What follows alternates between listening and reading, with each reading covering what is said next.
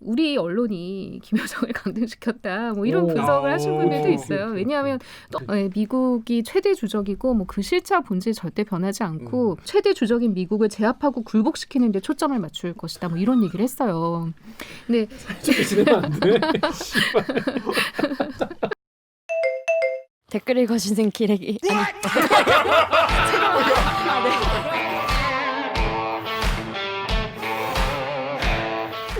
댓글 읽어주는 기자들 찔렀네. 기레기 아닙니다.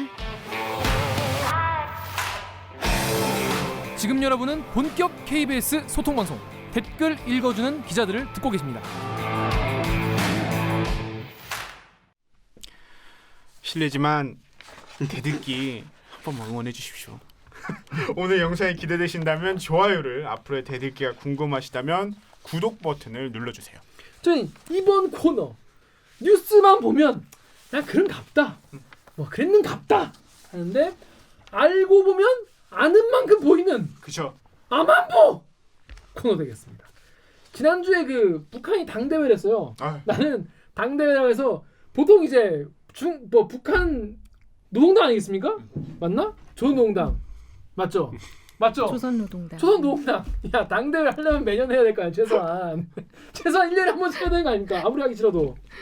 그렇잖아. 근데 이거 엄청 몇 년마다 하는 거 이게. 그걸 지난주 했다는 거예요. 근데 거기서 막 뭐 여러분 그런 기사 제목 맞죠? 뭐 김정은이 무슨 뭐 실패 인정했다 막 그러고 이거 왜 뭔 소리지 이랬는데 요거 관련해서 이게 뭐가 중요한가? 이게 왜 자꾸 보도가 되나? 맥락을 알아야지. 맥락이 뭔가? 이게 이게 왜 중요한가? 뭐가 달라진다? 이런 거를 좀 여러분께 전달해 드리려고 북한 관련 취재를 계속해 오신 KBS 북한 전문 기자 이호영 기자 자리해 보겠습니다. 안녕하세요. 안녕하세요. 자기 소개해 주세요. 네. 저는 이제 통일부를 주로 출입하면서 북한 문제, 남북 관계, 뭐 북미 관계를 주로 취재하는 통일외교부의 이효용입니다. 그렇습니다. 유틸리티. 그렇죠. 이분도 유틸리티. 그렇죠. 레전드 KBS 이메일에. 아니 요 사람들께서 KBS 이메일 선배가 지어준다. 뭐야 루머가 대충 지어준다. 넌 뭐냐? 저는 KBS 0321. 진짜 뭐랄까. 이니셜과 0321 제 생일입니다. 진짜 무성의하고 정말 제 생일입니다. 근데 이게 무성의해도 취재원한테 알려줄 때 이게 편하더라고요. 그럼요. KBS 0321. 갑자기 강병수 편. 되게 이런 거에 서운해. 서운하네. 누구 편. 아니 근데 그 언급되는 특이한 이메일 중에 유틸리티가 제일 재밌는 것 같아요. 유틸리티가 지은 이유가 그거죠 그냥. 아니 그냥 이름이 그러니까 아무 생각 없이 아무 생각 없이. KBS 기자를 이메일은 아무 생각 없이 쓴다. 웨이팅 팍도 아무 생각 없이 지은 거예요. 프레시 민도 아무 생각 없이 지은 거예요. 아니 그 웨이팅 팍이 제가 그 짓는 자리에 있었거든요. 동기니까. 같이 있었으니까. 그게 다른 동기가 그 자리에서 져줬어요.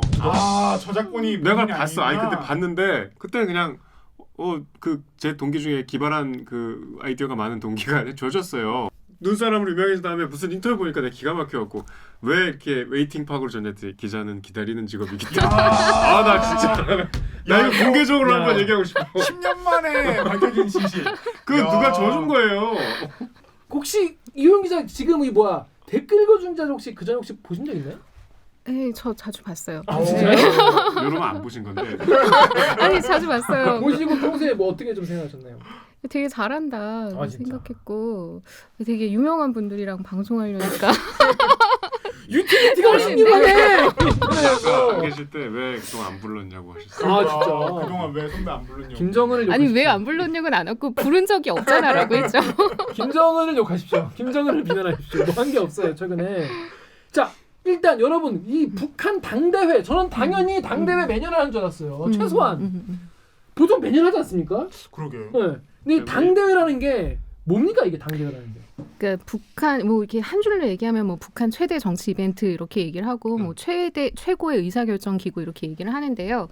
기본적으로 북한은 이제 당 국가 체제잖아요. 그래서 당이 국가 전반을 지도하고 통치하는 그런 구조예요. 그러면 그 당의 주요 정책을 결정하는 뭔가가 필요하겠죠. 그래서 보통 한 5년에 한 번 정도 당 대회라는 걸 해요. 근데 뭐 이게 사실 북한이 고난의 행군하고 할 때는 36년 동안 못하기도 하다가 30년이요? 1980년에 하고 그다음에 저기 2016년에 했으니까 36년 만에 이제 7차 대회를 했고 5년 지나서 이번에 이제 대회를 했는데 보통 원래는 노동당 규약에 5년에 한 번 한다라고 돼 있다가 그걸 중간에 5년에 한 번을 뺐다가 이번에 다시 당규약에 5년에 한 번을 정례화를 이제 못을 박았어요. 그러니까 그만큼 5년에 한 번이라고 하는 거는 지난 5년을 결산하고 돌아보고 뭐가 잘못됐는지 뭐가 잘 됐는지 성과를 이뤘는지 이런 거 이제 총괄해서 결산을 하고 향후 5년에 말하자면 국정 과제 같은 거를 수립하는 거예요. 각 모든 분야별로 정치경제 사회문화 뭐 이런 그런 대회입니다. 이게 이제 북한 말로 총화한다고 하죠. 그렇죠. 총화 네. 뭐 우리 말로는 뭐 결산 보고 뭐 이렇게 하는데 보니까 우리는 5년만 대통령이 바꾸잖아요. 그냥 걔네도 비슷한 거 하는 것 같아요. 5년마다 비슷하게. 우리가 보기에는 그렇죠. 그런데 이 내용을 보면은 이제 당대회가 있고 뭐 또 당대회를 빼보낼 수 없으니까 당대회와 당대회 사이에 중요한 뭐를 할 때는 당 대표자회라는 것도 해요.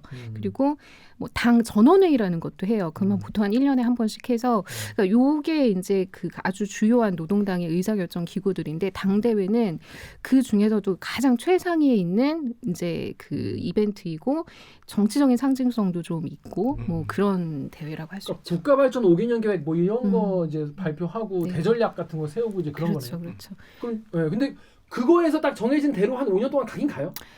그러니까 그 5년 동안 할 그렇게 일이 다 있잖아. 5년이면.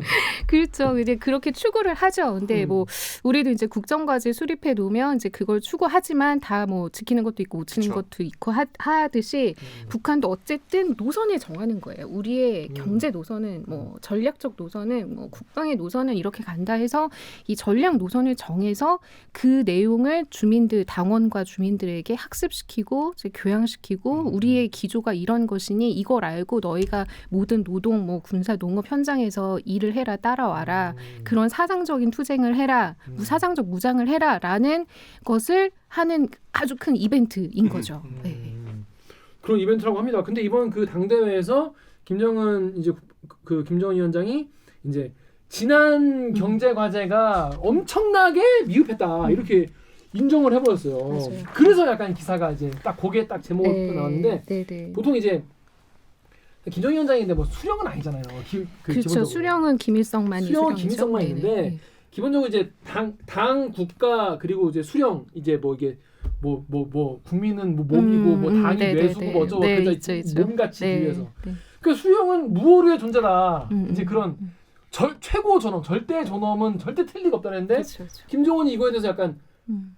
일반인 같이 약간 이거에 대해서 약간 내가 이런 건 좀 그동안 들어보면 부족했다는 모습을 본 것 자체가 우리가 봤을 때도 신기하다 이런 신기한 느낌이었어요. 면이 있죠. 네. 그 이례적이기도 하고 말씀하신 대로 이 북한의 최고 지도자는 무오류성을 가져야 돼요. 뭐 잘못한 게 있으면 안 되고 오류도 있으면 안 되고 막 그런 존재예요. 그럼 북한에서는. 실제로 김정은 위원장이 네. 이런 자기의 어떤 잘못을 공개적인 석상에서 이렇게 큰 데서 발언한 건 이번이 처음이에요. 그러니까 비슷한 경우가 있긴 있었어요. 그 2017년 신년사 때 이런 얘기를 해서 깜짝 놀랐었죠. 뭐라 했냐면 능력에 따라서지 못하는 안타까움과 자책 속에 지난 한 해를 보냈다. 이렇게 얘기를 한 적이 있어요. 인간적이야. 네, 그때 정말 모두가 깜짝 놀랐죠. 이거 최고 지도자의 무오류성에 반하는 일인데 이런 걸 한단 말이야. 그래서 뭐 많은 해석이 있었는데 뭐 젊은 지도자이기 때문에 좀 새로운 모습이나 뭐 새로운 생각을 좀 가지고 있다 그런 얘기도 있었고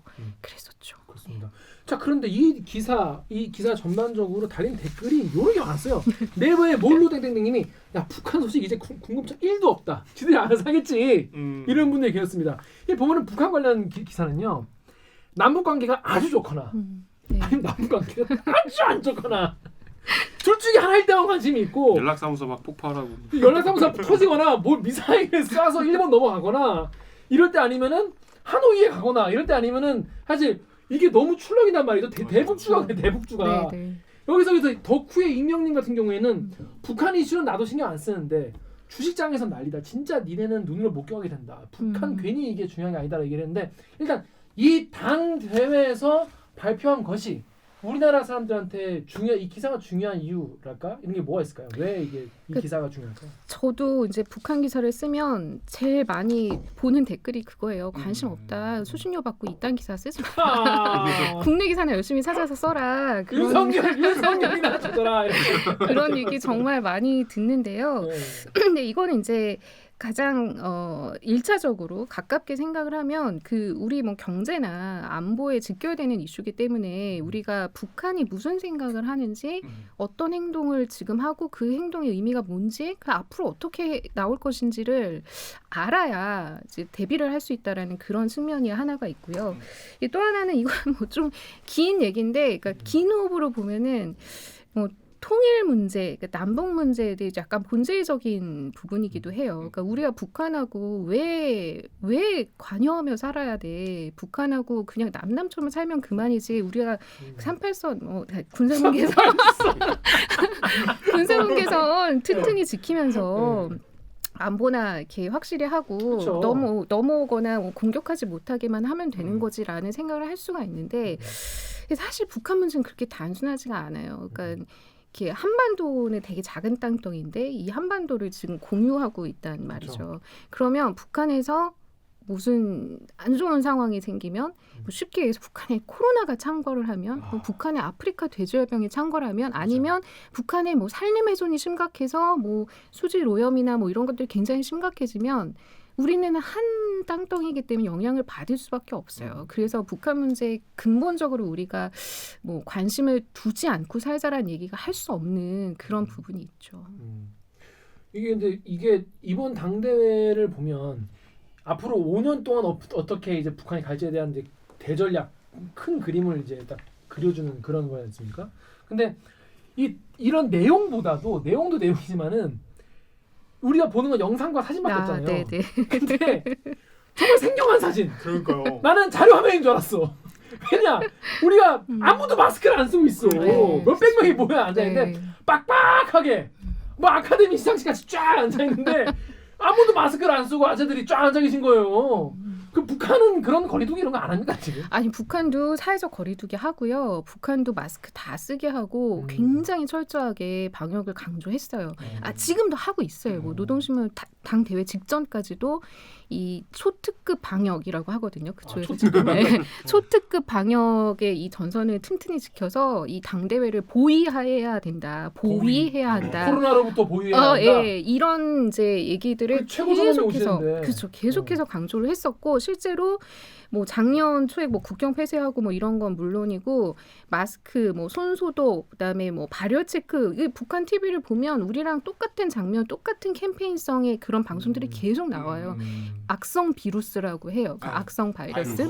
그래서 악성 비루스를 뭐 물리치기 위해서 어떻게 해야 된다. 뭐 3차 대유행 똑같이 다 나와요. 뭐 세계적인 상황까지 다 나오고 그 실제로 최근에 한 작년 말쯤에 있었던 행사 사진들을 보면 이게 한 칸씩 뛰어 앉아 있고 거리두기다. 사회적 거리두기. 네, 사회적 거리두기 해요. 이런 뭐 극장 안에 사람이 한 칸씩 두 칸씩 이렇게 뛰어 앉고 마스크 쓰고 있고 뭐 이런 장면들이 많이 나왔었어요. 근데 이제 예외적인 경우가 이제 약간 최고 지도자가 참석하는 뭐 최고 지도자 관련되는 그런 경우에는 좀 안 그런 면이 좀 있었고요. 기억하시겠지만 10월에 열병식 때도 대부분 마스크 안 쓰는 모습이 좀 보였었잖아요. 백두산에 그 답사를 가요. 그 북한 사람들은 겨울에 백두산 답사 가는 사람들도 왜 답사가 이렇게? 거기가 혁명의 성지라고 하니까 북한에서 결혼식 하면 아니. 북한에서는 그냥? 이제 김일성이 그 항일 빨치산 투쟁에서 이렇게 혁명을 보충보고 김일성이 그쵸, 예. 김정일을 낳은 곳. 네, 혁명의 백두혈통. 성지라고 하니까 이제 그곳에 답사를 가는데 그런 이제 행사 같은 걸 할 때는 안 하는 모습도 많이 보였었어요. 마스크 안 쓰는 모습도. 그러니까 뭔가 약간 상징적인 이벤트. 경애를 표현하는 그런 거에서 안 하는 모습이 있었고 이번에는요. 되게 저도 정말 좀 신기할 정도인데 참가자 이번 7,000명이거든요. 7,000명. 네, 근데 5,000명, 그러니까 5년 전에 5,000명이었어요. 근데 그것도 되게 많은 숫자잖아요.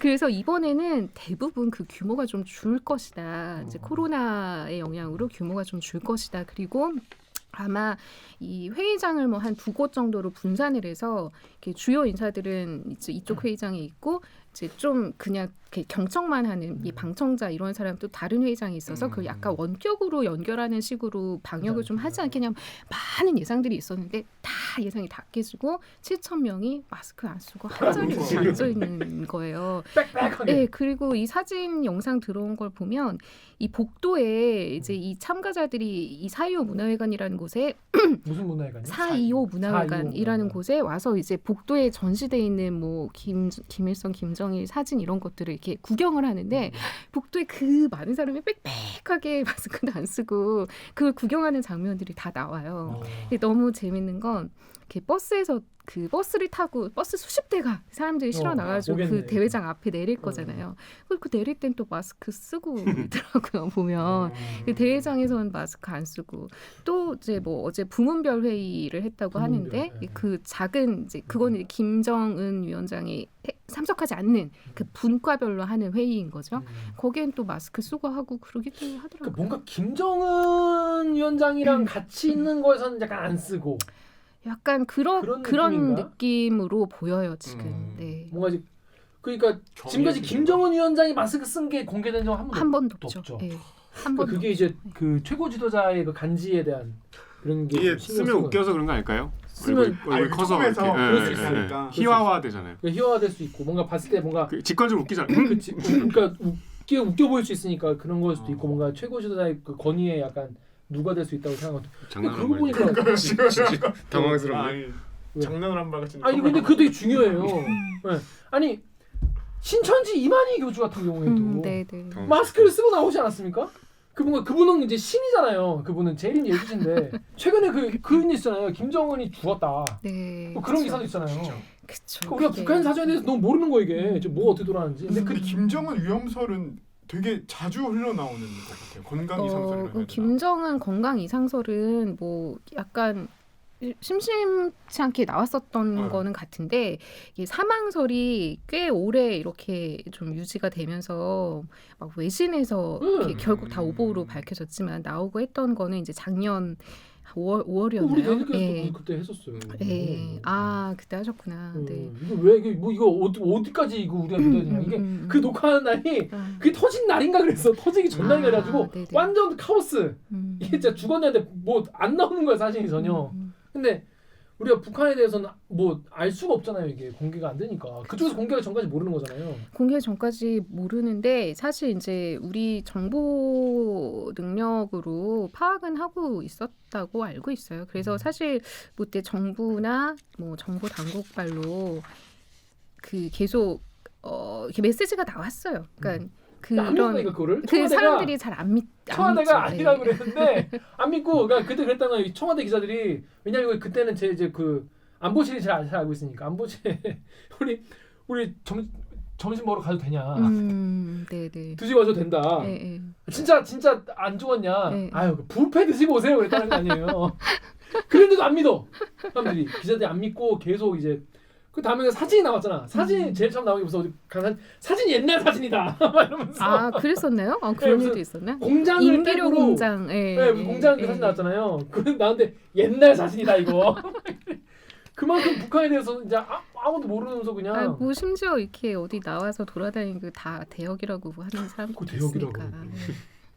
태영호 이런 분들은 또 잘 아나요? 또 뭐 그때 아무래도 태국민 이런 분들. 헛소리 갖고 나중에 망신당했잖아요. 그분도 그때 죽었다 그랬었거든요. 그렇죠. 그러니까 그때 사실 그렇게 얘기를 했던 근거가 그때 아마 김정일 국방위원장 생일인가 뭐 아무튼 그날 참배를 안 해가지고 맞아, 참배요.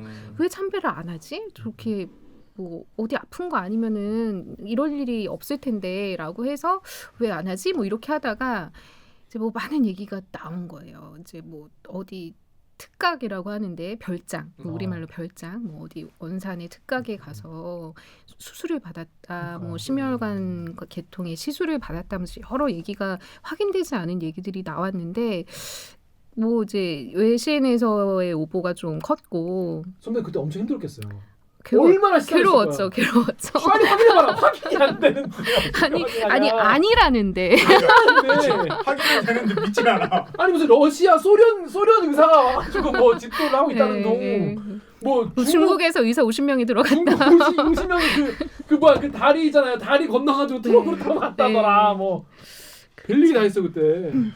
근데 북한 뉴스에 대해서는 뭐 워낙 설도 많고 불신도 많고 맞아요. 그래서 아무튼 근데 그래서 보배드리면 RS 봉붕이님이 뭔가 공개는 안 돼서 그런지 코로나 타격이 엄청 클 것 같다는데 혹시 코로나 상황도 잘 사실은 뭐 밖으로 공개를 안 하니까 잘 모르겠죠? 코로나는 이제 공식적으로 지금 확진자가 없다라고 얘기를 전 세계에서 거의 하는데 유일하지 근데 않나요? 마스크를 왜 써? 예, 그렇게 얘기를 하고 있는데 뭐 이제 마스크 쓰는 건 예방을 예방. 해야 한다 뭐 그런 건데 되게 일찍 국경을 폐쇄하긴 했어요. 그리고 걔네 폐쇄해도 되지. 그쵸. 어차피 네. 교류가 별로 없으니까 별로 그 없으니까. 북중 국경만 잘 닫으면 되거든요. 그래서 그렇게 하고 근데 그럼에도 뭐 필수적으로 왔다 갔다 해야 되는 뭐 외교관이나 국제기구의 뭐 상주 인원이나 이런 사람들이 있잖아요. 그 사람들도 엄청나게 철저하게 통제하고 뭐 자가격리 같은 것도 우리 2주보다 더 길게 막 4주 막 이렇게 자가격리 시키고 이거 보면 그 노동신문이나 이런 데서 나오는 그런 보도들을 보면은 뭐 심지어 화물 같은 거 뭐 이렇게 외부에서 들어온 화물 같은 것도 뭐 일정 장소에 두고 뭐 소독을 하고 뭐 며칠을 여기 놔둔 다음에 옮긴다던가 굉장히 뭐 철저하게 그 하긴 했어요. 이제 그럴 수밖에 없는 게 너무 치명적일 거기 때문에 코로나가 북한에 퍼지면. 근데 그렇긴 한데 그래도 이제 전 세계적으로 이렇게 대유행을 하는 상황이니 뭐 없을 수는 없지 않겠냐. 그러니까 그게 약간 이제 상식적인 이제 추정인데요. 뭐 이렇게 이번에 하는 걸 보면서 좀 많은 사람들이 이걸 어떻게 봐야 되나 진짜 없는 건가 뭐 이런 생각들을 좀 하고는 있어요. 그러니까 오히려 진짜 없나 보다. 네. 간부들이 저렇게 다 모여서 할 정도의 용기라면 진짜 없으니까 저렇게 하지 않겠나 이런 이번에 생각이. 이제 뭐 미리 그 지역에서 대표들을 뽑아서 평양으로 보낼 때 뭐 미리 이제 사전에 뭐 이상이 있는지 이제 다 체크를 하고 올려 보낸 다음에도 또 검사를 다 하고 뭐 그랬다고는 해요. 철저하게 했다고는 하는데 그래도 7천 명이 마스크 없이 실내 한 장소에 모여 있는 거는 참 미스테리하긴 하더라고요. 진짜. 저 너무 생경한 네, 그림이에요. 지금 전 세계에서 볼 수 없는. 아니 난 옛날 사진인 줄 알았어. 옛날 사진인 줄 알았어. 난 근데 예를 들어서 그중에 한 명이라도 뭔가 있으면 진짜 그 마을은 혼나는 거 아니야. 그렇습니다. 혼나. 아우지 가는 거예요. 아우지 없어졌대요. 아우지 없었다고 하는데 몰랐어? 아우지 없어 이제. 아직도 그런 아니 농담 수용소가 많이 하잖아요. 정치범 수용소가 있죠. 그렇죠. 근데 무슨 수용소? 뭐 요덕? 요덕 수용소 뭐 이런 이런 이제 유명한 것들이 좀 있는데 뭐 갑자기 그러니까 나도 자신이 없는데 아우지는 없어졌다고 들었어요. 아우지는 없는 걸로 아무튼 한광은 더 이상 없다. 한 명은 없다.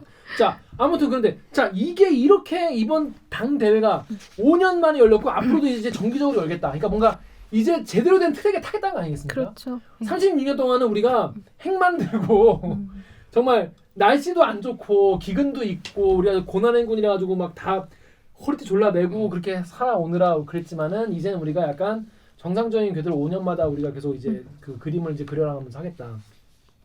중국도 약간 이런 식으로 하잖아요. 그렇죠. 중국도 무슨 대회더라? 거기도 전인대 네, 전인대 이렇게 하잖아요. 근데 북한 같은 경우 이제 이렇게 하겠다는 건데 여기에서 그렇게 인정하는 거에 대해서 많은 분들이 놀랐어요. 우리 강명수 기자 엠팍 댓글 보십시오. 엠팍의 리처드님께서 이런 인정은 선대에서 못 본 것 같은데 또 얼룩말 6님께서는 김정은 좀 무섭네요. 자기 잘못 인정하고 문제점을 찾아 나가려고 하는 절대 권력 리더라. 어쩌면 좀 무서울 수도 있다고 보네요. 그러니까 이제 본인도 이제 스위스에서 이제 생활을 했고 네. 이제 인터넷도 인터넷 다녔으니까 네, 애플 컴퓨터 네. 쓰잖아요. 네.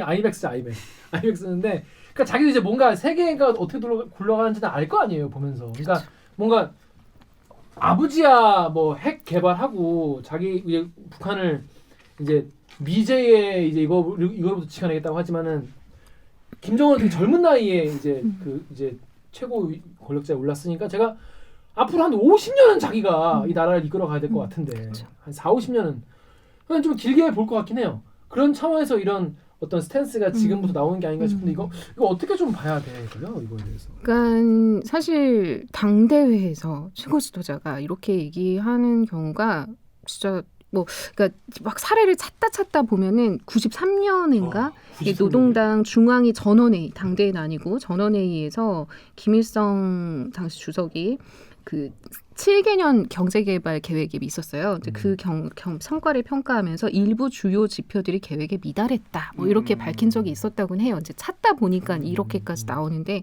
굉장히 이례적이긴 한데 일단은 첫째는 워낙 지금 북한 경제 사정이 어렵다. 그래요? 예. 어려워요? 왜냐하면 이제 삼중고라고 우리 얘기를 하잖아요. 그러니까 제재라는 상수가 그쵸, 있고 그쵸. 거기에 수해가 겹쳤고 네, 코로나가 전 세계를 휩쓸었어요. 북한은 지금 제재라는 상수 안에서 그 무역은 중국에 거의 90% 이상을 그쵸. 의존하는데 그게 끊겼으니 이 물자가 끊겼어요, 아예? 거의 오, 진짜? 없다시피 아니 한죠. 이게 전기 같은 건 다 쓰잖아요. 땡겨가지고. 그런 것도 그런 거 막. 지금은 잘 모르겠고 진짜? 그 북중 교역 자체가 거의 뭐 5% 10% 미만으로 줄었다고 해요. 와. 그러니까 거의 끊기다시피 하니까 이 내부에 물자가 조달도 잘 안 되고 뭐 환율이나 쌀값 같은 것도 이제 딱 통제를 해서 어느 정도 안정을 유지를 하고는 있지만 이게 굉장히 어려운 건 사실이에요. 거기다가 뭐 코로나의 수해까지 겹쳐서 수해가 북한 상당히 심했거든요. 이번에 그래서 마을이 막 통째로 쓸려 내려가고 했으니까 그런 것도 복구를 해야 되잖아요. 그러니까 지금 원래 이제 10월에 75주년 당창건 기념일까지 뭐 완성하겠다고 했던 대규모 공사들이 있었어요. 무슨 원산갈마 관광지구라던가 뭐 이런 것들이 평양종합병원이라던가 근데 그걸 말하자면 멈추고 다 수해 복구 전투에 다 군인들을 투입하고 뭐 이런 정도였거든요. 근데 일단은 이제 굉장히 사정이 어렵다라는 거, 악재가 겹치고 겹쳐서 너무 어려운 상황이다라는 거. 그러니까 주민들한테 뭐 북한 주민들한테 새로운 비전을 주고 5년을 이제 달려가자라고 했는데 내세울 수 있는 성과가 사실 경제적으로는 없다라고 봐야 돼요. 그러니까 이걸 뭐 숨길 수 있는 상황 아니라고 판단한 것 같아요. 그냥 차라리 인정하고 문제가 뭔지를 찾자 그렇게 생각을 한 것 같고 그냥 워낙 스타일이 좀 솔직한 스타일인 것 같기는 해요. 그 여러 면들이 그런 것들이 좀 보였었는데 뭐 현실을 좀 직시하고 인정할 건 하자.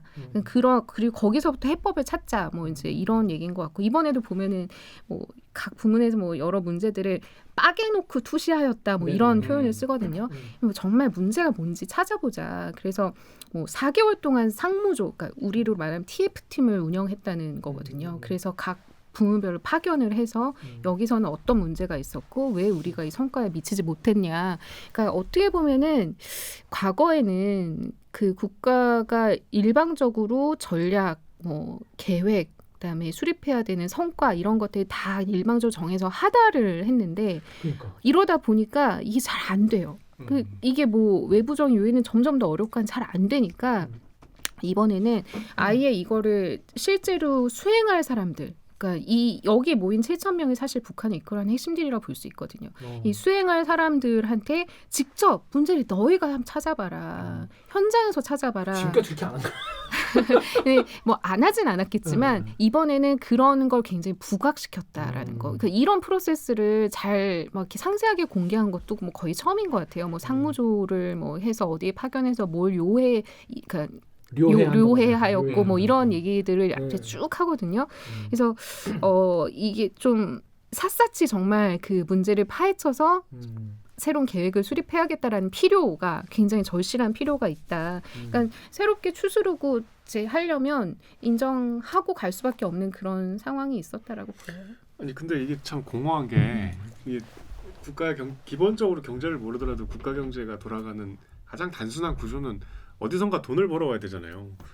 우리가 북한은 딱 닫혀 있잖아요. 국경이 뭐 제재를 받고 막혀 있기도 하지만 이거를 지금 푸는 길을 거부하고 있잖아요. 그걸 푸는 건 이제 미국하고 뭐 관계 개선을 하고 우리하고도 여러 가지 교류를 하면서 조금 구멍을 넓혀가야 될 텐데 그거를 좀 우리가 이해가 안 될 정도로 이제 남북 관계가 최근에 특히 지난해 아주 나빠졌잖아요. 그렇게 하고서 뭘 어떻게 잘하지?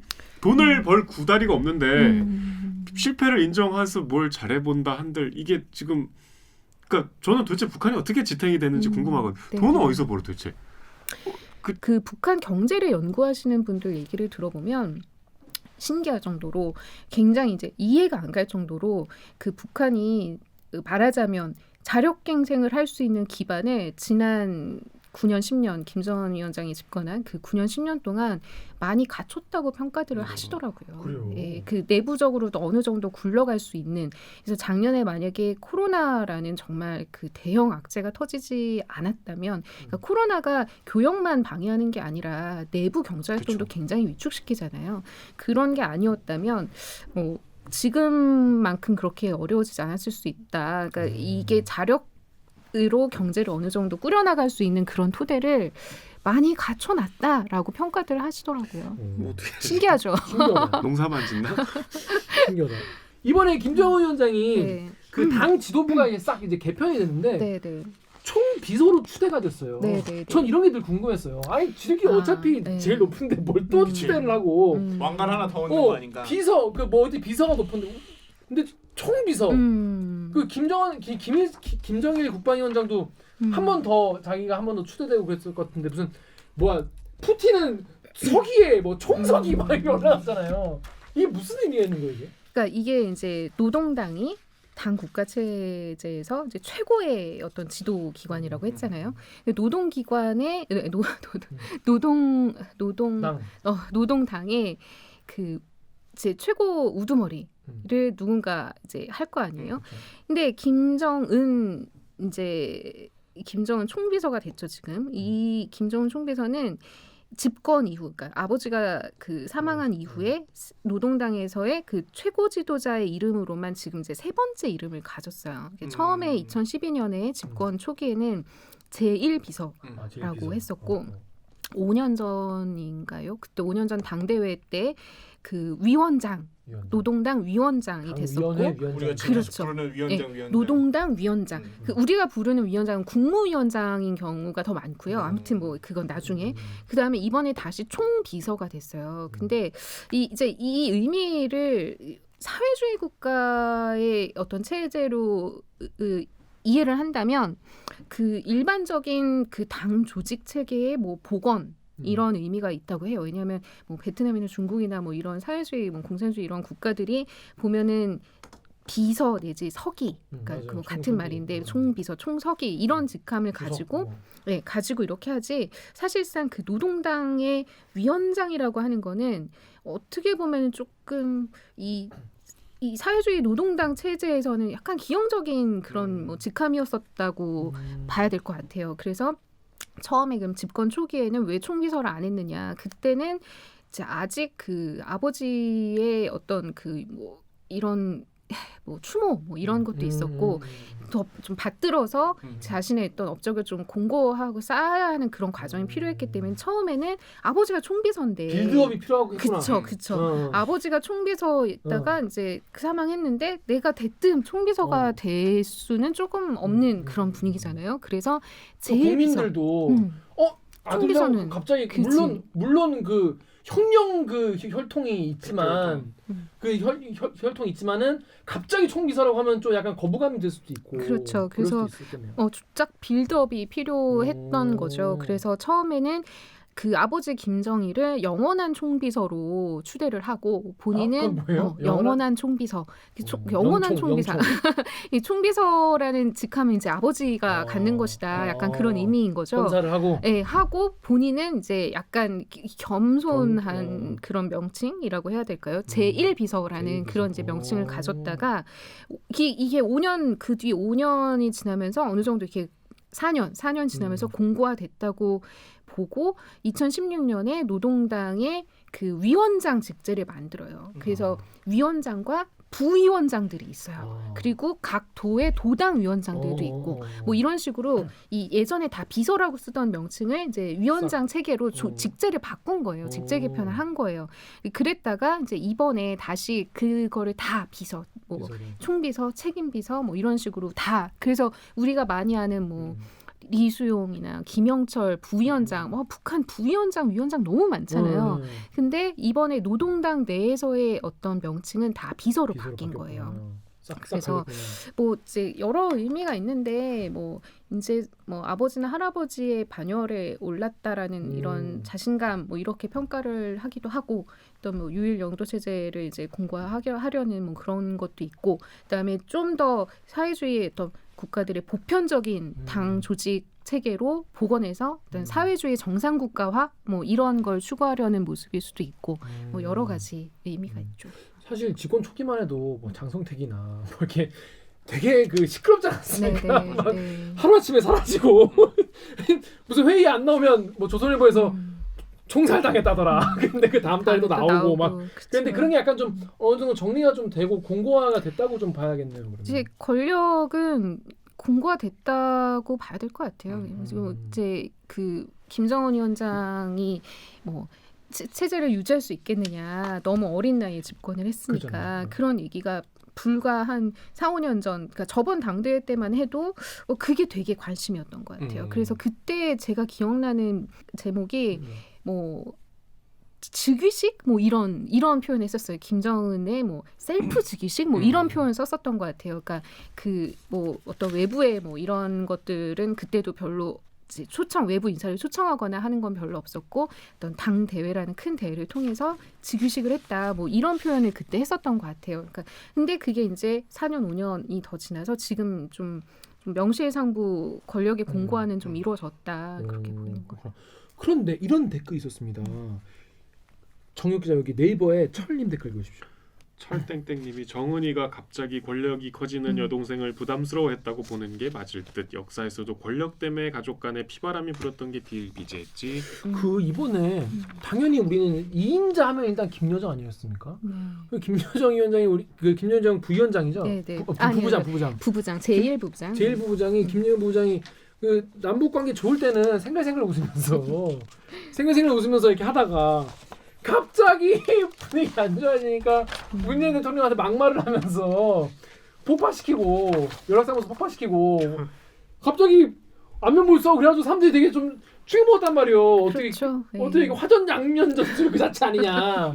그래가지고 너무 서운했어요. 근데 이번에 없어. 이게 승진이 예상됐는데 이거 직책에서 아예 빠졌단 말이에요. 어떻게 된 겁니까? 그러니까 그 김여정이 이번에 승진, 그러니까 직위가 높아질 것이다, 격상될 것이다라고 예상했던 건 이제 두 가지 직함을 예상했던 거예요. 김여정이 지금 당의 제1 부부장이잖아요. 근데 부장을 달 것 같다 이번에. 그런 이제 그 승진이죠. 그 전망이 있었고. 근데 지금 제1 부장이 있어요? 근데 지금 김여정의 그 소속 부서가 확인이 안 됐어요. 그러니까 그냥 대남 정책을 총괄하는 제1 부부장이라고만 하고 당 중앙위 부부장이라고만 하지 예전에는 선전선로부 부부장이었거든요. 근데 그 다음에 조직지도부다라는 설도 있고 지금 뭐 조직지도부라고 보는 뭐 견해가 제일 많기는 한 것 같은데 그 당의 그 부서는 확인이 안 됐어요. 그래서 뭐가 됐든 아무튼 당의 부장직을 달 것이다. 그거 하나랑 그다음에 김여정이 그 노동당의 그 핵심 중에 핵심이 정치국이라는 게 있거든요. 그 정치국에 뭐 상무위원, 위원, 후보위원 뭐 이렇게 있어요. 근데 그 위원은 굉장히 중요한 사람들이에요. 정말 엄청나게 중요한 사람들이 다 이제 위원을 하는데 그 밑에 후보위원들이 또 있어요. 후보위원. 한 10대병직 정도 되는데 차관 뭐 이렇게 생각하면 되나요? 그건 이제 약간 또 내각의 내각이니까 제가 또 조금 다르니까. 다르고 그렇죠. 뭐 차관급 뭐 이 정도 볼 수는 있겠는데 이게 딱 등치하진 않아요. 그치. 네, 근데 어쨌든 이제 김여정이 그 후보위원이었단 말이에요. 후보위원인데 이번에 위원보다도 그러면 미쳤구나. 네, 이번에 위원으로 가지 않겠냐라고 예상을 했는데 부장 승진은 못했고 그다음에 후보위원이었는데 후보위원에서 빠졌어요. 그러니까 후보위원에서 위원으로 올라갈 거라고 예상했는데 후보위원에서도 빠졌어요.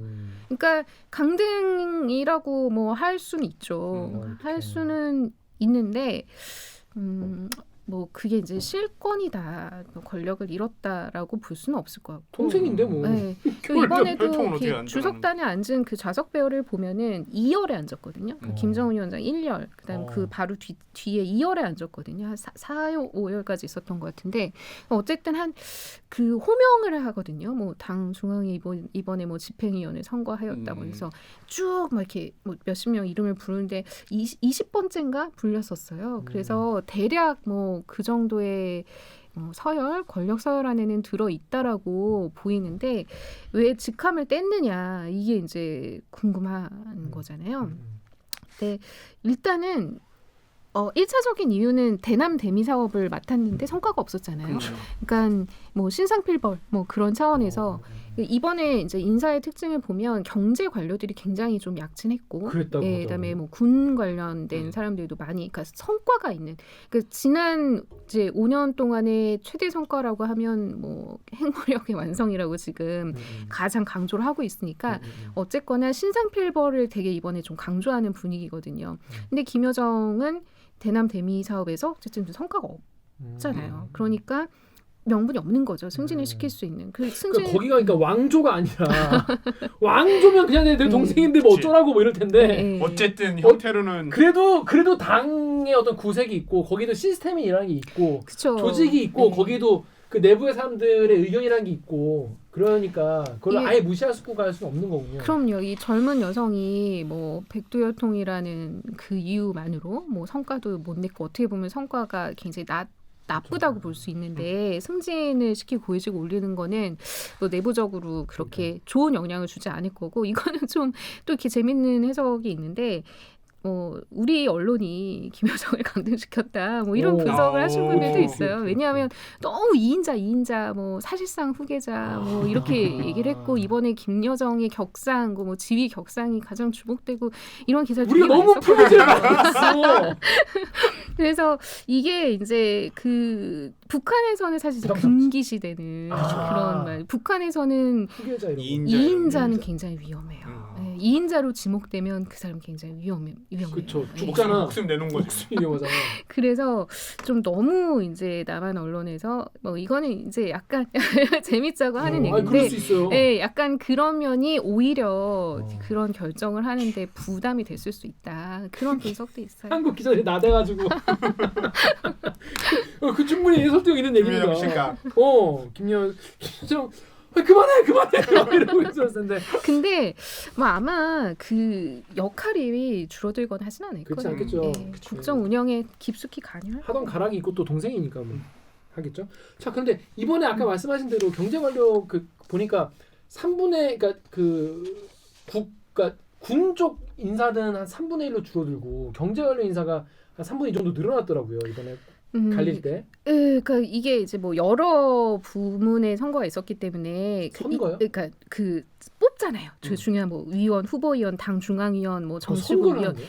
선거라는 형식을 취하긴 하죠. 그죠, 그래서 그죠. 이 사람들을 후보로 올리고 그 사람들을 전부 다 이제 뽑고 뭐 이런 식으로 하는데 그게 있었기 때문에 뭐 일괄적으로 뭐 이렇게 물갈이가 됐다, 뭐 군이 비중이 줄고 이렇게 했다라고 얘기하기는 조금 어려운 부분이 있어요. 그러니까 그래요? 어떤 부분에서는 또 그렇게 얘기했는데 예, 주질 라이브나 바로 잡아요. 아니에요. 근데 그렇게 볼 수도 있어요. 근데 이제 어떤 부문에서는 그 군 출신 관료들이 또 상당히 그 많은 중요한 자리를 차지한 면들도 있고 좀 그때 다면으로 봐야 될 것 오. 같아요. 저 그런데 사람들이 그래서 첫날에 이거 이제 경제 실패에 대해서 인정한 날에 이제 경제에 이제 올인하겠구나. 그리고 네네. 뭔가 미제국주의 놈들 막 미국 놈들 막 이런 얘기 안 했단 말이에요 첫날에는. 그렇죠. 그 핵무력 완성 이제요 핵 보이고 가자 이런 얘기도 안 했어. ICBM 가자 이런 얘기도 안 했어가지고 북한이 이제 경제적으로 좀 신경 쓰려고 했나? 그랬는데 이제 바로 이제 다음에 얘기를 했죠. 요 댓글 엠팍의 BBIP님이 북한 아이고 정연욱 기자가 좀 읽으시죠. 네, 엠팍의 BBIP님이 북한 하는 거 보면 기승전결이 명확함. ICBM, 핵, 소형핵, 핵잠. 네, 다음 댓글. 다음에 그사님이 저 인간들은 어디서 돈이 나서 핵잠수함을 만들고 잘 먹고 잘 살지. 수출도 수입도 없는데. 네, 그 지난번에 지영철 기자가 네. 나와가지고 한번 네. 잠수함과 한국모함에 대해서 얘기한 적이 있는데 네, 거기서 한 얘기는 핵잠 만들기가 엄청 어렵다. 어렵죠. 네. 엄청 어렵다. 근데 이제 핵잠 얘기했단 말이에요. 그래서 사람들이 깜짝 놀랐어요. 얘기한 정도 아니라 뭐 준비가 다 끝났다 그랬잖아. 그러니까, 네, 그러니까 설계가 끝났다 뭐 이렇게 얘기를 했는데 저도 궁금해서 뭐 이렇게 무기 하시는 분, 뭐 군사 하시는 분들 무기를 이렇게 연구 집어치고 무기 다니지. 연구 우리나라에 무기상이 있어. 무기 연구하시는 분들 이렇게 좀 여쭤보면 진짜 어렵대요. 이게 엄청 그러니까 어렵다고. 설계가 끝나도 한 건조하는 데까지 한 10년 정도는 걸린다. 뭐 그렇게도 얘기하시고 하는데 일단 근데 이번에 이게 경제 방점일 걸로 생각했는데 막 그 군사 얘기를 엄청나게 해서 우리 이제 사실 좀 놀란 면이 그렇죠. 있는데 나 불렀어. 전체를 놓고 보면 경제 비중이 가장 많긴 해요. 예, 경제 비중이 가장 많고 그다음에 뭐 정치, 군사 이런 얘기로 이제 넘어가는데 군사 그러니까 이런 게 있는 거죠. 경제는 새로이 뭔가를 내세우거나 제시하는 건 이번에는 없었던 것 같아요. 그러니까 기존에 가져왔던 정면 돌파전, 그 자력갱생 정면 돌파전에 약간 심화 발전, 업그레이드 버전 이제 그런 걸 그래서 이제 뭐 제재 이번에 안고 간다. 네, 한 방에 없었다 뭐 이런 표현이 나오는 이유인데 뭐 애플 발표야. 혁신은 없었다야. 뭘 경제 뭘 정책 말해. 네, 경제 정책에 있어서 뭐 이제 새롭게 뭔가를 제시한 거는 사실상 없었던 거 아니냐. 네, 그럼에도 불구하고 이 총화보고 내용을 다 이렇게 보면 경제 비중이 가장 많아요. 대부분 경제 얘기를 하는데, 근데 그런데도 막 핵잠수함, 뭐 ICBM 사거리 15,000km 막 이런 거 얘기를 하는 거는 내세울 수 있는 성과가 뭐냐는 거죠. 지난 5년 동안 바꿔 생각하면 경제가 뭐 망했어요. 힘들어졌어요. 근데 지난 5년 동안 이제 핵무력 완성을 했다라고 지금 계속 얘기를 하는 거예요. 핵무력 완성을 해서 우리의 전략적 지위가 높아졌고 우리의 안보가 튼튼해졌기 때문에 이제 경제 총력 집중을 할 수 있는 토대를 만들었다. 그래서 약간 자부심을 가져라. 그리고 우리 이제 경제에 매진하자. 이제 이런 얘기를 하는 거죠. 그러려면 우리가 가진 게 이것도 있고 이것도 있고 이것도 있고 우리는 이만큼 지금 국방력을 가지고 있다. 국가 방위력을 계속 증강시키면서 그 토대를 이어가자 이런 얘기를 해야 되는 거죠. 그렇기 때문에 저도 이번에 좀 그 생각보다도 너무 나열을 많이 한 거예요. 무기에 대해서. 그래서 뭐 이렇게까지 할 줄은 사실 예상을 못했었는데 그런 의미가 있는 것 같아요. 열병식이 오늘 그러니까 내일이나 뭐 곧 있을 것 같다고. 열병식이 아마 폐막을 즈음해서 열병식이 있을 것 같아요. 당대회가 며칠 동안 해요 이거를? 당대 아직도 하고 있어요. 아, 이 진짜요? 방송이 언제 나가요? 내일 나가요. 아 내일은 폐막을 할 수도 있고 안 할 수도 있겠다. 한 일주일 정도 해요. 지금 오늘까지는 진행이 됐어요. 그러니까 지난주 화요일에 시작했잖아요. 오늘까지 8일째는 진행이 됐고 오늘 북한에서 폐막을 했을지 아니면 내일도 또 대회를 할지는 그거는 아직은 북한 매체가 보도를 안 했기 때문에 확인이 안 되지만 이번에 거의 열흘 가까이 하고 있는 거죠. 당대회가 엄청 오래 하는 당대 거. 최대 그러니까 이벤트. 나 한번 예. 모여서 이렇게 7,000명 앉아서 얘기하고 이거 들고 끝나는 건 줄 알았어. 이게 5년 전에는 딱 4일하고 끝났거든요. 그래서 보통 그 정도가 4일, 5일 뭐 이 정도 했었는데 뭐 예전에 최장 12일 한 적도 있었더라고요. 보니까. 근데 이번에 생각보다 상당히 길게 하고 있어요. 그러니까 그만큼 좀 할 얘기, 그 얘기들이 교양해야 할 내용들이 좀 많다. 그러니까 중앙에서 결정한 거를 이제 단위별로 이제 다 이제 알려줘야 네. 되고. 그래서 이게 이제 사업총화 보고 우리가 했잖아요. 사업총화 보고를 하면 그 내용 가지고 토론을 해요. 토론하고 학습도 해요. 자기끼리. 네, 그 다음에 결정서를 채택을 해요. 이게 프로세스거든요. 당대회 가장 핵심적인 프로세스인데 아직 결정서 채택을 안 했어요.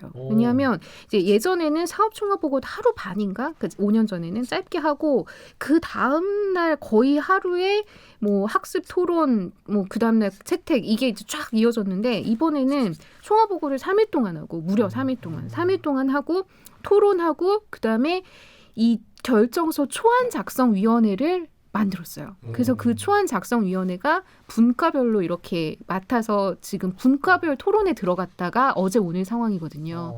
네, 아마 뭐 오늘이나 내일 정도에는 그 뭐 종합적이고 창발적인 그런 의견들을 그럼 수립해서 그런 결정문이 되게 길겠네요. 엄청 길죠. 예. 거의 책 한 권 나오겠는데? 길어요. 네. 예, 그래서 근데 그게 앞으로 5년간의 북한에 갈 길을 좀 어느 정도 정책 모은 방향을 담고 있는 거죠. 예. 작전 계획 5027 뭐 이런 거네. 작계 같은 거네. 그렇습니다.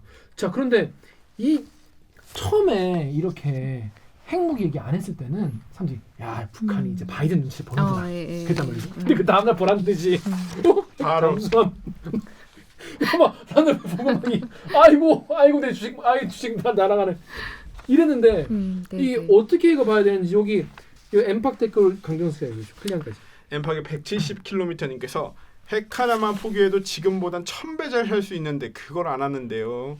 클량의 겐장님께서는 이거 미국이 용납 못할 건인데요. 핵잠 플러스 SMBL이면 미국 본토 공격 수단을 갖추겠다는 건데 ICBM 실험하는 것보다 더 미국 자극하는 방법일 것 같네요. 이거 일본도 가만 안 있을 것 같은데. 그렇죠. 이거는 사실 미국이 이걸 이제 그걸 봐야 되는데 북한이 2018년에 핵 미사일 시험 중지를 선언했잖아요.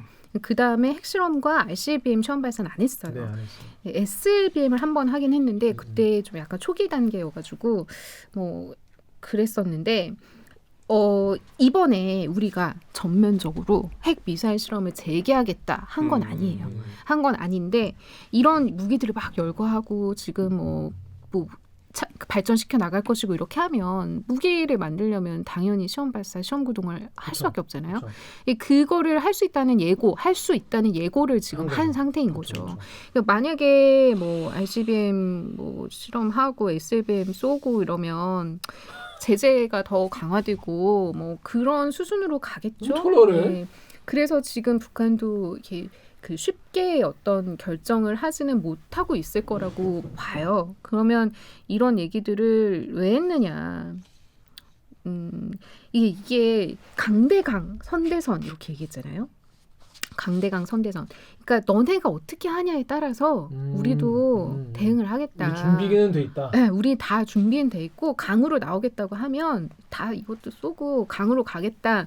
근데 선으로 나온다면 우리도 선으로 대응하겠다. 그러니까 굉장히 가변적이에요. 그러니까 이번 당대회에 좀 나온 얘기들의 전반적인 특징을 보면 제가 2016년 당대회 때도 이제 북한 취재를 했었는데 그때 결정서나 이런 것들 총화보고 이런 것들을 이제 읽어봤을 때하고 이번에 그냥 현재까지의 결정서 채택 전이니까 현재까지의 느낌으로 보면 뭔가 이렇게 항구적인 노선 뭐 이런 얘기가 별로 없어요. 네, 근데 5년 전에는 뭐 우리의 뭐 핵 경제 병진 노선을 항구적 전략 노선으로 뭐 안고 가고 뭐 이런 얘기 굉장히 많았거든요. 이번에는 항구적 이런 얘기가 거의 없는 것 같아요. 그러니까 그만큼 지금의 정세를 가변적으로 보고 있지 않나 그런 생각이 드는 니네 거죠. 하는 거 봐서. 예, 그러니까 이게 언제일까요? 2019년 10월에 스톡홀름에서 북미가 마지막 그 실무 협상을 맞아요. 했어요. 비건과 김명길 대표가. 근데 그때 이제 김명길 대표가 그 협상이 깨고 나와서 그 밤에 이렇게 뭐 이렇게 일저. 네, 맞아요. 근데 그때부터 가져왔던 북한의 기조는 이건 거예요. 그게 이 북한의 뭐 안전과 발전을 저해하는 뭐 이런 적대시 정책을 철회해야 우린 다시 협상 테이블에 앉겠다 이 기조인 거거든요. 그게 작년 7월에 김여정 부부장이 그 미국을 향해서 담화를 냈을 때도 그 내용 똑같이 들어가 있어요. 우리 지금 제재 따위 뭐 연연하지 않는다. 그러니까 우리 안전과 발전을 저해하는 적대시 정책을 철회하는 것이 우리가 협상 테이블에 앉는 조건이다라고 협상 문턱을 굉장히 높인 거죠. 그러니까 그 전에는 뭐 영변 내놓을 테니까 그러니까요. 뭐 제재 몇 개 풀어 이게 하노이 딜이었잖아요. 네, 그걸 하노이. 미국이 걷어찬 다음에 북한이 협상 문턱 엄청 높여놓은 거예요. 이번에는 제가 볼 때 더 높였어요. 그러니까 그 기조를 유지하면서 장치들을 막 갖다 붙인 거죠. 우리가 이런 무력 시위도 할 생각이 있다, 할 준비가 돼 있다. 그런 거를 딱 이제 강대강 선대선이라는 말로 보여준 거고 저는 이번에 가장 딱 눈에 띄었던 단어가 최대 주적이다. 미국이 최대 주적이고 뭐 그 실체 본질 절대 변하지 않고 뭐 뭐라 했지 굴복시키는 제압하고 최대 주적인 미국을 제압하고 굴복시키는 데 초점을 맞출 것이다. 뭐 이런 얘기를 했어요. 근데 지내면 안 돼. 이제 그런 걸 보면 다분히 전 좀 바이든 행정부를 의식했다라는 생각이 드는데 너네 수립할 대북 정책에 참고해라 하는 거죠. 우리는 이런 인수위 기조다. 지금 하지. 인수위 때 이거 네. 보고 좀 잘해. 네, 우리는 물러설 생각이 없고 근데 재작년 스톡홀름 이후에 가져왔던 그 입장이 그대로고 하니 잘 선택해라라는 압박을 하는 거라고 봐요. 그렇습니다. 자, 근데 이게 트럼프 때랑 이제 달라졌어요. 맞아요. 자, 마지막으로 이제 바이든 시대가 왔는데 여러분 아시다시피 그 오바마 때도 그렇고 그 미국의 그 이 민주당들은 그냥 북한이 그냥 없었으면 좋겠다 그냥 그런 마인드잖아요. 사실은 어떻게 해보겠다는 게 아니라 그냥 북한이 없으면 어떨까 그냥 외면하고 싶거나 아니면은 대면을 해야 된다면 정말 나쁜 나라로 정말 찍어버리고 싶어 할 텐데 이제 바이든 정부가 이제 어떻게 좀 하게 될지 할 북한은 또 것이냐. 어떻게 할지 그냥 그거 그냥 물론 뭐 맞출 수 있는 게 아닙니다. 예언하는 게 아니라 네. 어떻게 어떤 뭐 관전 포인트랄까 이런 게 있을지. 예, 분명한 거 하나는 오바마 때하고는 다르게 다룰 것 같다. 그건 맞는 것 같아요. 왜냐하면 그 핵무력의 증강이 너무 이제 고도화됐어요. 예, 무시할 수 그래서 없는 이상. 예, 그 전략적 무시라는 전략을 지금 적용하기에는 어려운 상황이 됐고, 그다음에 전략적 인내였죠. 전략적 인내에 대한 그 미국 내부의 비판이 굉장히 많다고 엄청 해요. 비웃었죠. 예, 그러니까 이걸 해서 결국은 북한이 저렇게 된 것이 아니냐. 그런 내부적 비판을 뭐 바이든이 잘 알고 있을 거기 때문에 분명히 뭐 그때와는 다르게 할 것인데 문제는 지금 미국이 뭐 대외 관계에서도 그렇고 국내 문제도 너무 산적한 현안이 많아요. 보시잖아요. 예. 힘들지 지금 의사당이 맞아요. 총 쏘고 이게 너무 안 좋은 여건인 거예요. 그 미국이 북한한테 지금 신경 시선을 쓸- 줄 여력이 없는데 그리고, 북한은 급한이라는 표현은 좀 그렇지만 힘들죠. 계속 네, 나를 경제적으로. 북한을 미국이 빨리 어떻게 해줘야 보고 돼. 네. 협상을 하자고 해줘야 네. 하는 그런 상황이니까 그래서 이제 과거에 썼던 전략이 주로 이제 관심 끌기용 쏘고, 도발 그러니까, 이런 쏘고. 건데 관종. 지금 그렇다고 도발을 하면 이제 그게 전략적 인내가 미국 입장에서도 어떤 실패 교훈이 있지만 북한 입장에서도 마찬가지거든요. 오바마가 출범하는 그때 관심 끌기용 도발을 했다가 8년을 그냥 허투루 날렸구나. 보낸 거거든요. 북한도 그런 면에 있어서는 고심을 할 거라고 보이고요. 그리고 제가 이제 그 바이든 당선 전후에서 뭐 미국의 전문가들 뭐 이런 사람들이 우리나라 뭐 많은 연구기관들이랑 웹 세미나를 많이 했어요. 그때 이제 그분들이 하는 얘기를 들어보면 적어도 그러니까 북한이 핵이 굉장히 고도화돼 있다라는 거를 인정하는 상태에서 한 부류는 북한 비핵화는 불가능해 이제 이렇게 말씀하시는 분들이 있고 또 한 부류는 굉장히 어렵지만 할 수 있는 목표다. 근데 뭐 어떤 방법으로 우리가 접근해야 한다. 이렇게 좀 방법을 제시하는 분들이 있는데 그 과거에 사실 미국이 북한의 비핵화를 다뤘던 그 방식은 사실 그냥 한마디로 하면 볼턴식의 리비아 해법에 제일 가깝죠. 그냥 한 방에 다 내놓고 전부 다 하면 행복해라. 보상해주겠다. 이런 이제 기조였던 건데 그런 방법으로 북한을 다루기는 이제 힘들어졌다라는 생각들을 전보다는 훨씬 많이 하고 있는 것 같아요. 뭐 잘 반영해서 대북 정책을 미국도 수립을 하겠지만 좀 여력이 있을까 미국이 모르겠어요. 정책 세우기 한두 개가 아니야. 그러니까요. 오히려 오바마 행정부 때보다 더 진짜 복잡해졌네. 훨씬 안 분위기 좋죠. 좋았어. 오바마 때는 너무 아까운 시간이에요. 네. 네. 오바마 때는 정말 평화로웠잖아. 진짜. 그 시기에 뭐가 있었냐. 아프간 전쟁도 다 끝나가고. 자 그렇습니다. 그래서 지금 바이든 정부가 그리고 바이든이 북한에 별로 관심 없는 것 같아요. 관련해. 지금까지는 그래 보여. 네. 아니 관심을 둘 여력이 그러니까 없어. 해결할 게 없는 너무 거예요 많잖아, 지금. 네, 해결할 일이 너무 많아. 그렇습니다. 아무튼 그래서 여러분 그 이제 그리고 나 그것도 궁금하다. 왜 신년사 따로 안 했어요? 이번에는 신년사를 따로 할 필요가 없죠. 왜냐하면 며칠 있다가 당대회 개회사도 할 거고 사업총괄보고도 할 건데 메시지가 분산되잖아요. 그러면 신년사는 그냥 간단한 인사만 했죠. 이번에는 뭐 주민들에게 따뜻한 인사를 전한다 해서 연합장 같은 그런 신년 인사, 친필 서한 그것만 노동신문에 딱 내고 며칠 있다가 5일에 시작한 거죠. 당대가 있으니까 가름하는 거네. 그렇죠. 가름한 거죠. 보통 이제 신년사 해가지고 막 그죠. 그거 막 신년사 뜯어보고 막 예, 맞아요. 신년사를 빠개놓고 네. 이제 투시하고 하잖아요. 그렇죠. 그거에서 막 뭐 단어별로 쪼개서 맞아요. 본단 그거에서 말이야. 논문도 쓰고 막 그러잖아요. 네. 네. 아무튼 올해는 그게 당대회가 있어서 잘 일을 했습니다. 네. 재밌네요. 재밌다니까? 야, 오늘 진짜 암암보다. 그래 이게 여러분도 어떻습니까 이게 재밌어요? 그냥 기사 하나로 그러니까. 김정은이 경제 실패했다고 인정했나 보네. 그렇지. 이거랑 그 뭔 상관이야? 이거가 끝나는 게 아니네요, 진짜. 한번 쫙 들으시니까 어떻습니까? 좀 쫙 이해가 되지 않습니까? 재밌네. 예. 이용 기자도 요런 여기 지금 굉장히 긴 시간 동안 이렇게 설명을 해보는 게 사실 거의 처음 아닐까요? 네, 맞아요. 네. 네. 어떠셨는지 오늘? 되게 재밌었고 네. 왜 이렇게 많은 거 궁금해하셔서 저는 이제 북한을 계속 취재하는 입장에서는 이런 기회를 줘서 되게 고맙게 생각해요. 진짜로.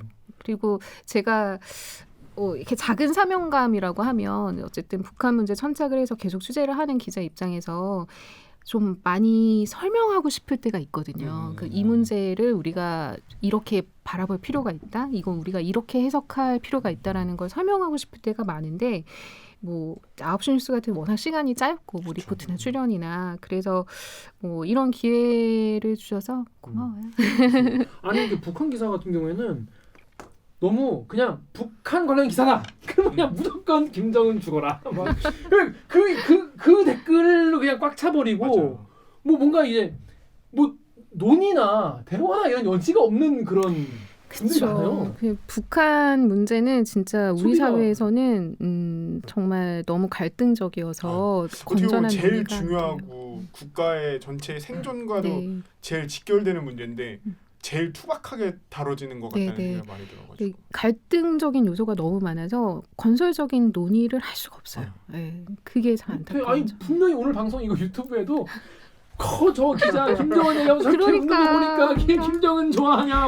그러니까 나 또 왜- 욕먹는 거 아니야? 그게 아니야. 한 시간만 참고 보세요. 그게 아니야. 그게 아니고 그냥 객관적으로 보자는 거예요. 그렇다는 거야. 그렇습니다. 아무튼 우리나라는 이 전쟁과 분단과 이런 게 있기 때문에 네. 특성이 있죠. 아무튼 이런 이슈 같은 경우에는 좀 이렇게 맥락을 좀 알고 당대회가 뭔지 너 알았니? 몰랐죠. 36년 만에 했던 거 아니야. 2016년에. 그치. 그렇습니다.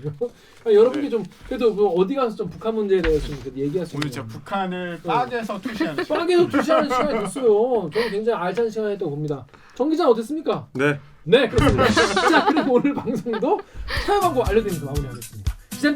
댓글 읽어주는 기자들은 매주 수요일과 목요일 유튜브 팟빵, 아이튠즈 파티, 네이버 오디오 클립, KBS 라디오 앱 콩의 팟캐스트를 통해 업로드됩니다. 오늘 저 이효영 기자처럼 대들기에서 보고 싶은 기자 혹은 다뤄줬으면 하는 기사가 있다고요. 방송 관련 의견은 인스타그램, 유튜브, 팟빵 계정에 댓글을 남겨주세요. 오늘 방송이 소중한 분들은 좋아요 버튼을, 앞으로의 대들기도 못 읽겠다 하시는 분들은 구독 버튼을 눌러주세요. KBS 뉴스 좋았어. 또 만나요 꼭. 안녕.